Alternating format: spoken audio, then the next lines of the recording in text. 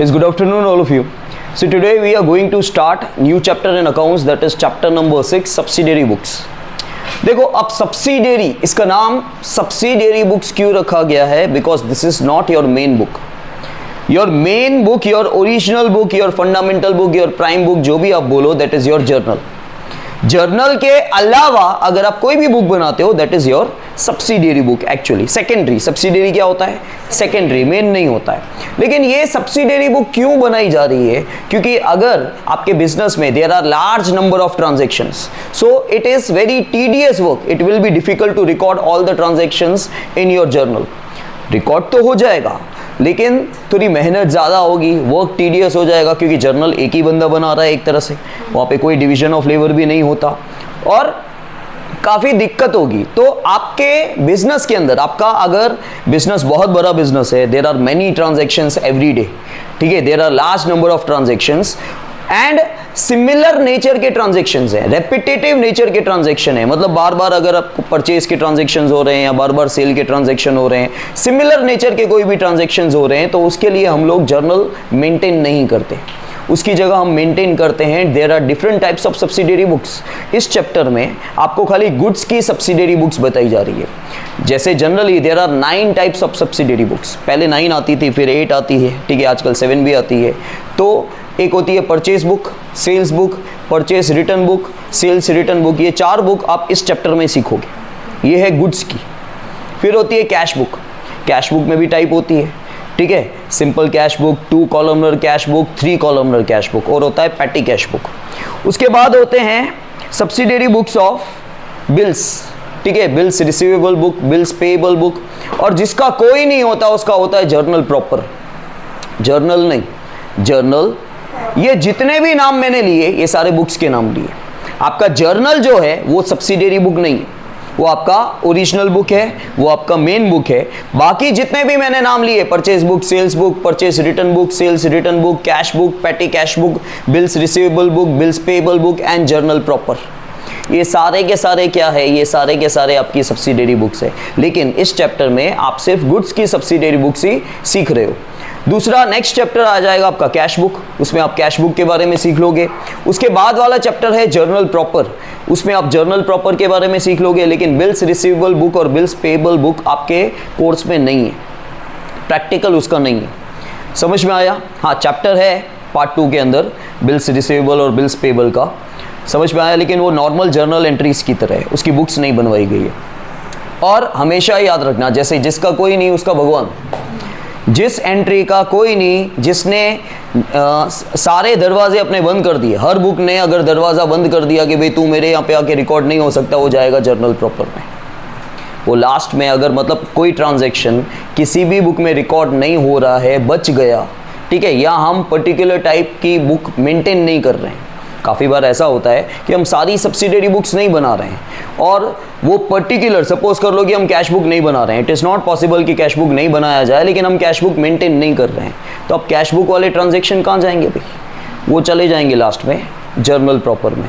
क्योंकि जब subsidiary books बनाई जाती है तब आप जर्नल नहीं बनाते हो, याद रखना, ठीक है. आप जर्नल बना रहे हो तो आप सब्सिडियरी नहीं बनाओगे, ज़्यादातर जर्नल से ही काम हो जाता है. जब जर्नल से काम नहीं हो रहा है तो you have to make subsidiary books. और सब्सिडियरी बुक्स मेनली क्यों बनाई जाती है? When there are large number of transactions in the business, एक ही नेचर के हैं, बार बार आपके ट्रांजैक्शंस बहुत ज़्यादा हैं और रिपीट हो रहे हैं.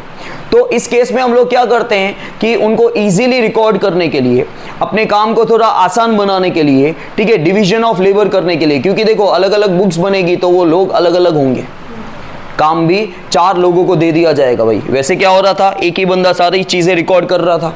अब क्या हो रहा है, 4 अलग अलग बुक है यहाँ पे, purchase book, sales book, purchase return book, sales return book. तो ये क्या होगा कि 4 अलग अलग बंदे रख दिया जाएगा, तो डिवीजन ऑफ लेबर हो रहा है, डिवीजन ऑफ वर्क हो रहा है, ठीक है. तो वर्क थोड़ा कम टीडियस हो जाता है, ठीक है, और ईजिली हो जाता है. अब फिर से बता रहा हूं आपको कि इस चैप्टर में सब्सिडियरी बुक का मतलब, जो यहां 4 बुक्स दी गई है खाली उसी को सब्सिडियरी नहीं बोला जाता है. एक्चुअली ये खाली 1 ऑफ द 4 बुक्स है. हाँ, आप ऐसा बोल सकते हो कि subsidiary books of goods.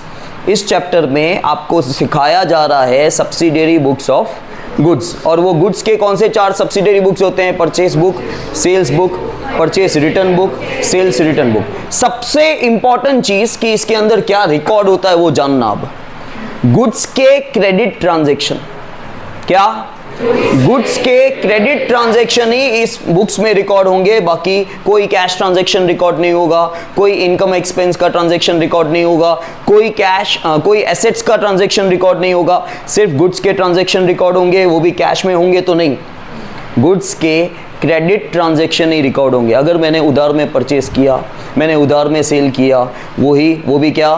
Goods. अगर मैंने एसेट्स उधार में परचेस की तो यहाँ पे रिकॉर्ड नहीं होगा। गुड्स प्लस क्रेडिट, ये 2 चीजें आपको याद रखनी है। गुड्स के क्रेडिट ट्रांजैक्शन ही सब्सिडियरी बुक्स में रिकॉर्ड होते हैं, ठीक है? गुड्स के क्रेडिट ट्रांजैक्शन ही गुड्स की सब्सिडियरी बुक्स में रिकॉर्ड होते हैं। लेकिन हम जनरली ऐसा बोलते नहीं है कि गुड्स की सब्सिडियरी बुक, हम सब्सिडियरी बोलते हैं, मतलब समझ जाते हैं, क्योंकि कैश बुक को हम कैश बुक ही बोलते हैं। आगे की जो भी बुक्स है ना, उनको हम सब्सिडियरी के नाम से बोलते नहीं है जनरली, है तो वो भी सब्सिडियरी, लेकिन उनको बोला जाता है कैश बुक, जर्नल प्रॉपर को जर्नल प्रॉपर बोला जाता है, ठीक है?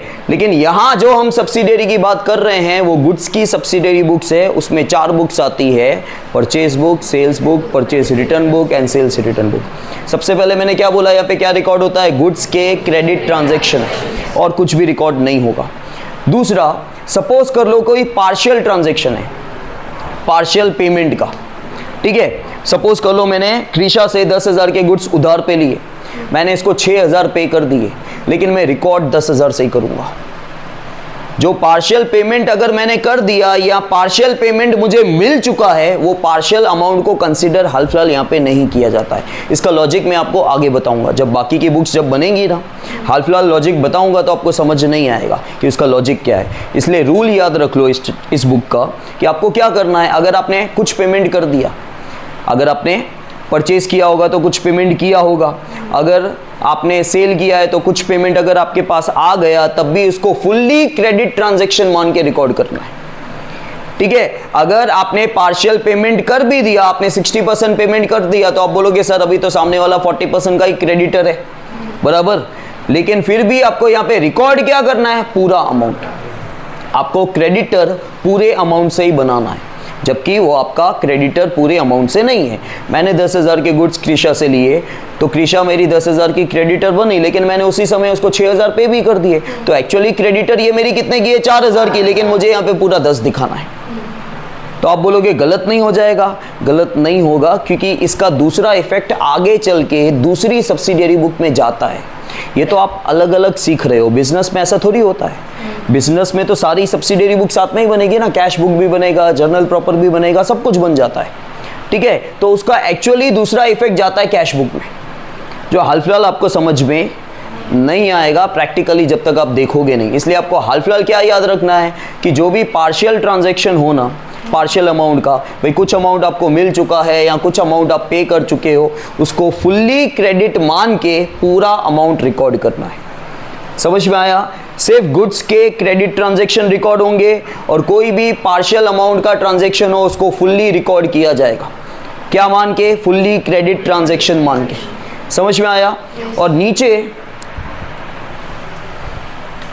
आपको ये रिकॉर्ड करना है, following transactions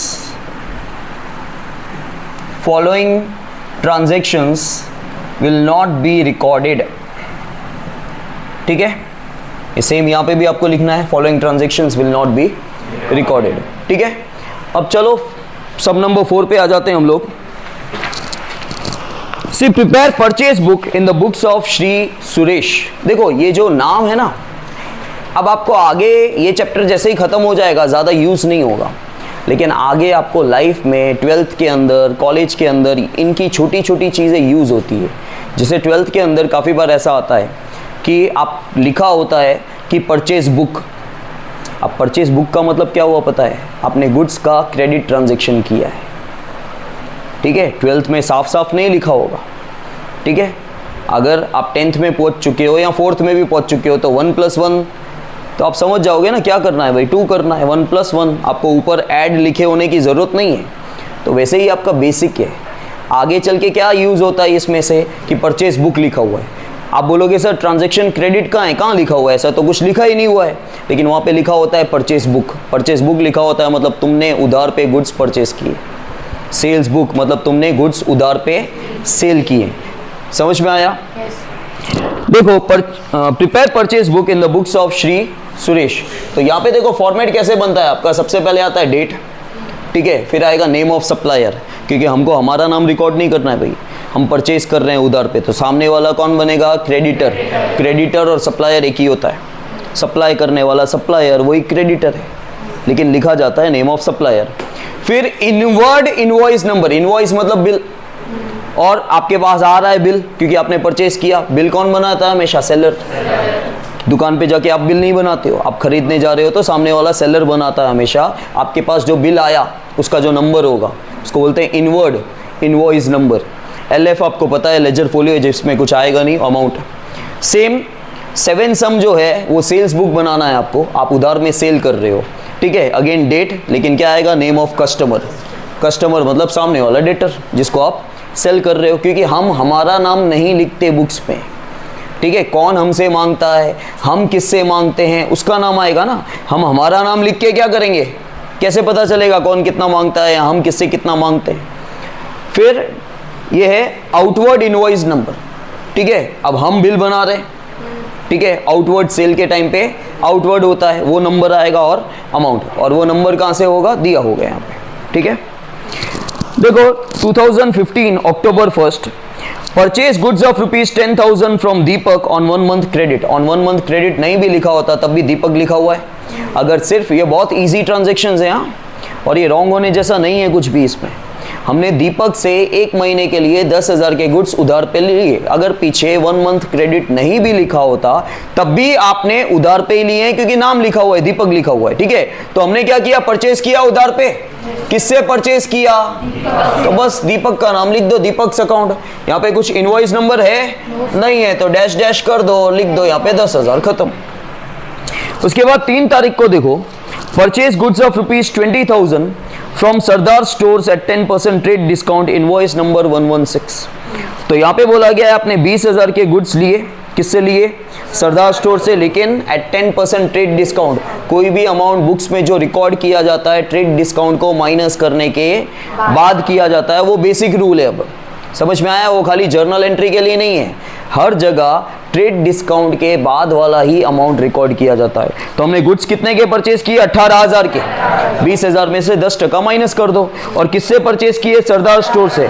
और ये क्रेडिट ट्रांजैक्शन है, कैसे पता चला, नाम लिखा हुआ है। तो किससे परचेज किए हमने, सरदार स्टोर से। सरदार स्टोर्स अकाउंट, बिल नंबर है 116। कितने के गुड्स लिए, कौन सी डेट पे, फिर देखो 7 तारीख को purchase goods of ₹18,000 from Pankaj. Pankaj से लिए, नाम दिया हुआ है लेकिन ऑन कैश लिखा हुआ है, ये तो कैश ट्रांजैक्शन है, कैश ट्रांजैक्शन यहाँ पे नहीं आता, तो खाली नीचे लिख देना कौन सी डेट है, 7 को लिख दो कैश ट्रांजैक्शन, बस और कुछ नहीं लिखना है आपको, ये ट्रांजैक्शन रिकॉर्ड नहीं होगा। इसके बाद 15 तारीख को placed order with Rajesh for supply goods of ₹20,000 at 10% trade discount. आपने राजेश को 20,000 का ऑर्डर दिया, सिर्फ ऑर्डर दिया है, गुड्स आए नहीं है, ये नॉन इकोनॉमिक ट्रांजैक्शन होता है, ये भी रिकॉर्ड। तो 15 तारीख को आपको क्या लिखना है, प्लेसमेंट ऑफ एन ऑर्डर। क्या लिखना है, प्लेसमेंट ऑफ एन ऑर्डर, ठीक है। इसके बाद देखो 20 तारीख को purchase furniture of ₹16,000 from Vyas furniture mart on 1 month credit. अब आपने उधार पे लिया है लेकिन फर्नीचर लिया है, गुड्स नहीं लिया है भाई, वो रिकॉर्ड नहीं होगा। तो 20 तारीख को भी क्या लिखेंगे यहाँ पे, purchase of an assets. Furniture लिखोगे तो भी चलेगा लेकिन फर्नीचर क्या है, एसेट्स, तो वो भी रिकॉर्ड नहीं होगा। आधी चीजें तो काफी बार रिकॉर्ड कम होता है और रिकॉर्ड नहीं होता है वो ज्यादा है। फिर 21 को देखो, राजेश ने, हमने देखो 15 तारीख को राजेश को ऑर्डर दिया था 20,000 के गुड्स, लेकिन 10% ट्रेड डिस्काउंट अपने को मिल रहा था, मतलब 18,000 का हमने उसको ऑर्डर दिया था। राजेश क्या कर रहा है, Rajesh has sent goods as per order and sent invoice number 350 after adding ₹1000 for railway freight. अभी अच्छा ट्रांजेक्शन है। देखो राजेश ने हमारे ऑर्डर के अकॉर्डिंग गुड्स भिजवाए, मतलब उसने 18,000 के गुड्स भिजवाए, लेकिन उसने जो बिल बनाया ना, अब थोड़ा प्रैक्टिकली समझना, सामने वाला सेलर हमको गुड्स उसने दे दिए, ठीक है, 20,000 के गुड्स होंगे, 10% ट्रेड डिस्काउंट, तो हमको 18,000 में गुड्स पड़े। लेकिन उसने जो रेलवे फ्रेट, रेलवे का किराया, रेलवे फ्रेट मतलब रेलवे के थ्रू भेजा होगा, तो रेलवे का एक तरह से ट्रांसपोर्टेशन जो चार्ज है वो बिल में उसने ऐड किया और बिल बन गया 19,000 का, बराबर। लेकिन हमने गुड्स कितने के लिए, ठीक है, तो यहां पे तो उतना ही रिकॉर्ड करना है आपको। कौन सी डेट है? 21 को राजेश हमारा क्रेडिटर बना। अब ध्यान देना, ध्यान देना, बिल नंबर है 350।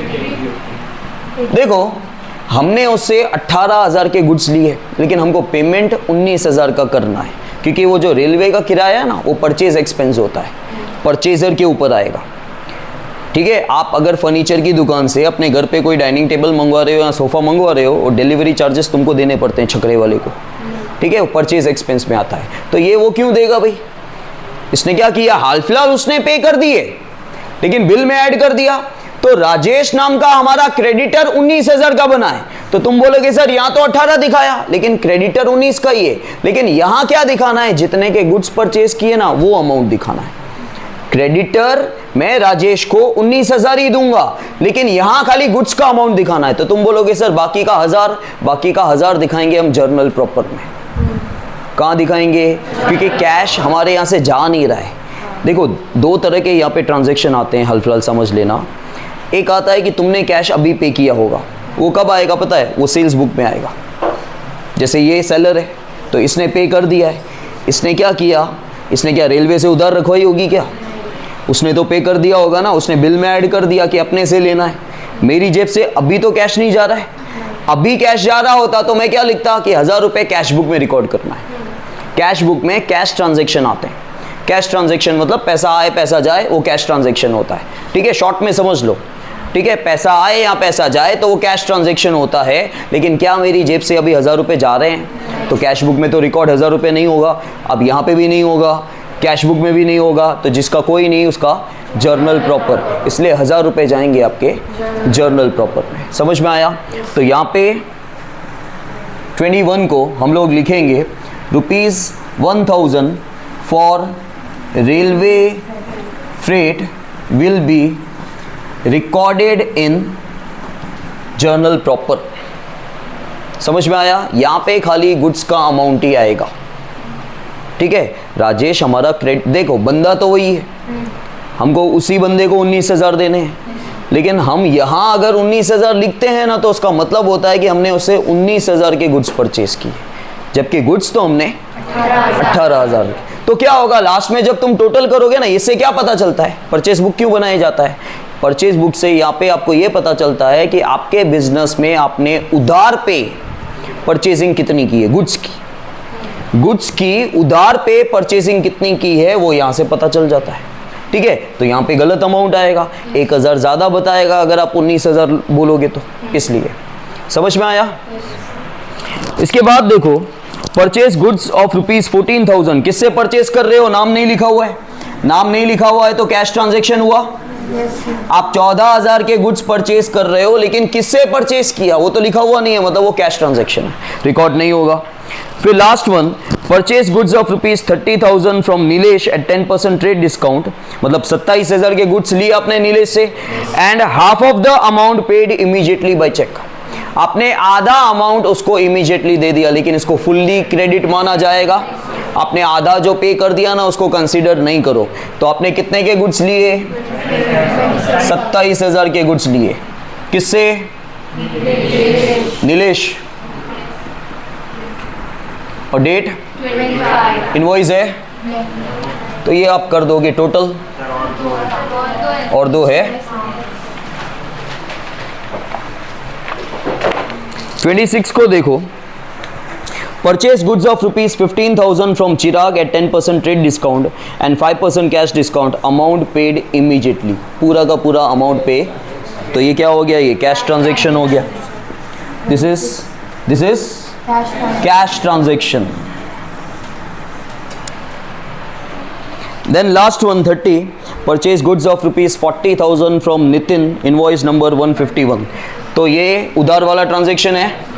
नितिन से हमने गुड्स लिए कितने के?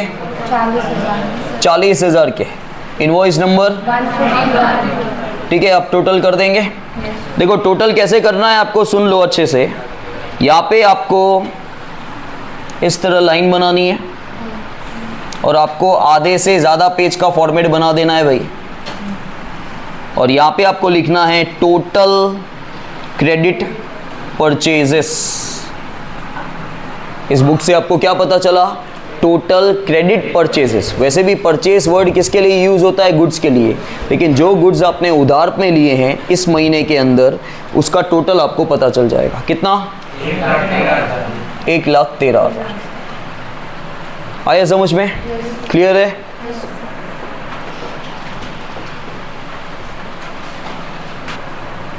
Now guys, 7 sum. See, from the following transaction, prepare sales book in the books of Shri Prabhat Hardware Stores, who is an iron trader. ठीक है, अब कोई भी ट्रेडर हो, अपने को हाल फिलहाल यहाँ पे कोई मतलब नहीं है। हाँ, उतना होता है काफ़ी बार कि जैसे आयरन ट्रेडर है तो गुड्स आपके लिए क्या हो गए? आयरन की चीज़ें, वो ध्यान रखना होता है खाली, बाकी कुछ नहीं। देखो 2015 June 1 sold goods of ₹20,000 to Neha on 3 months credit and bill number 80 sent. ठीक है, अब यहाँ पे हम लोग सेलर हैं, हमने नेहा को 20,000 के गुड्स उधार पे बेचे तो नेहा हमारी डेटर बनी। कितने की? 20,000 की। और बिल नंबर क्या है? 80। चलो 8 जून को sold goods of ₹10,000 to Vidhi stores at 5% trade discount. 10,000 के गुड्स हमने बेचे 5% ट्रेड डिस्काउंट पे, मतलब 9,500 के गुड्स बेचे। And send bill number 85 and with carriage of ₹400। अब ये भी समझने जैसा है, ये इसके जैसा है, 19,000 जैसा, लेकिन ये समझने जैसा है क्योंकि अब आप सेलर हो। चलो ट्रांजेक्शन तो उधार वाला ही है। आप गुड्स कितने के उधार पे बेच रहे हो? 9,500 के, और 400 रुपया आप कैरिएज का पे कर रहे हो। या ये नहीं बोला गया है कि खर्चा आपका है, सेलर का खर्चा नहीं होता है भाई। कैरिएज का खर्चा सेलर का नहीं होता है, याद रखना, परचेजर का होता है। परचेज एक्सपेंस, कैरिएज मतलब ट्रांसपोर्टेशन। ट्रांसपोर्टेशन का खर्चा जो परचेजिंग करता है उसका होता है। हाल फिलहाल कौन दे रहा है? हम दे रहे हैं। तो टोटल हम कितना दे रहे हैं? 9,900। लेकिन भाई गुड्स कितने के सेल हुए? 9,500 के, और 400 रुपया हमारे यहाँ से कैश जा रहा है ना, तो अब ये जर्नल प्रॉपर में रिकॉर्ड नहीं होगा, ये कैश बुक में रिकॉर्ड होगा क्योंकि हमारे यहाँ से कैश जा रहा है। ये फ़र्क है, हम जब सेलर हैं और जब हम परचेजर थे तो जर्नल प्रॉपर में जाना है क्योंकि उस समय सेलर की जेब से, हमेशा सेलर की जेब से ही पैसा जाता है।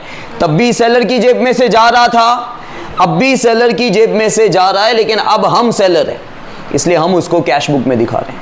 समझ में आया? तो यहाँ पे आपने गुड्स तो 9,500 के ही बेचे हैं, और आउटवर्ड इनवॉइस नंबर क्या है? 85।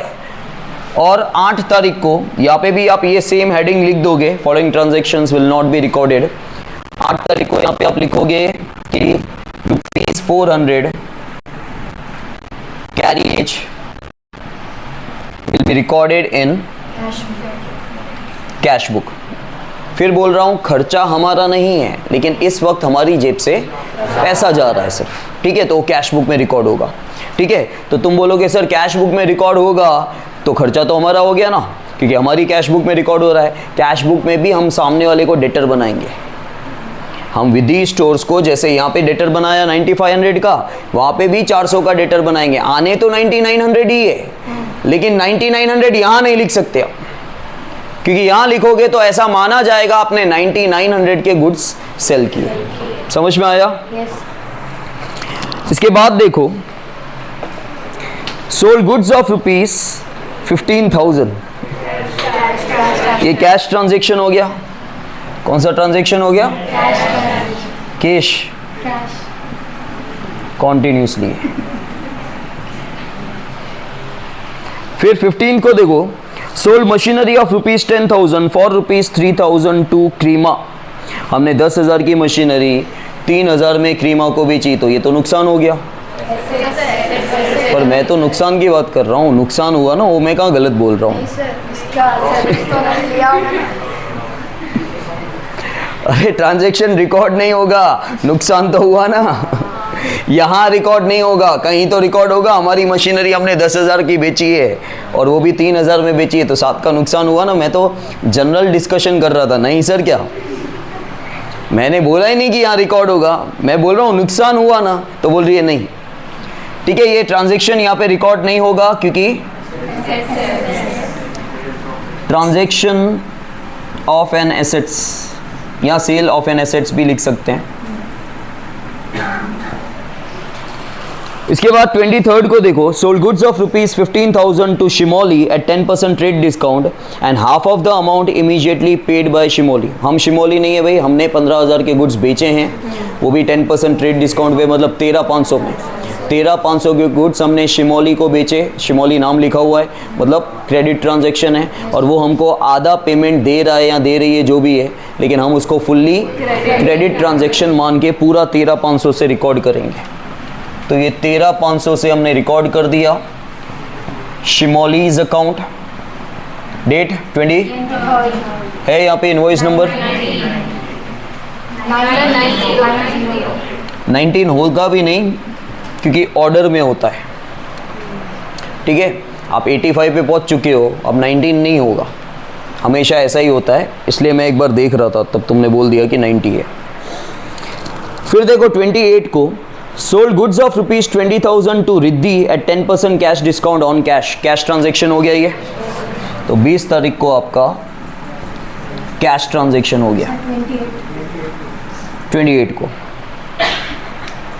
फिर 29 को, Meet place an order for supply of goods of ₹15,000। Meet ने हमको ऑर्डर दिया क्योंकि हम सेलर हैं, लेकिन अगेन ये क्या है, placement of order, placement of an order, ये भी रिकॉर्ड नहीं होगा। लेकिन इस ट्रांजैक्शन को ध्यान में रखने का कि उसने ऑर्डर कितने का दिया, क्योंकि उसके अकॉर्डिंग हम सप्लाई कर सकते हैं। फिर last one, sold goods of ₹30,000 to Vraj at 10% trade discount. 30 तारीख को हमने व्रज को गुड्स बेचे 30,000 10% ट्रेड डिस्काउंट पे, 95। सो 27,000 और ये 95। अब यहाँ पे आपको लिखना है टोटल क्रेडिट सेल्स कितना, 70। ठीक है, चलो करो।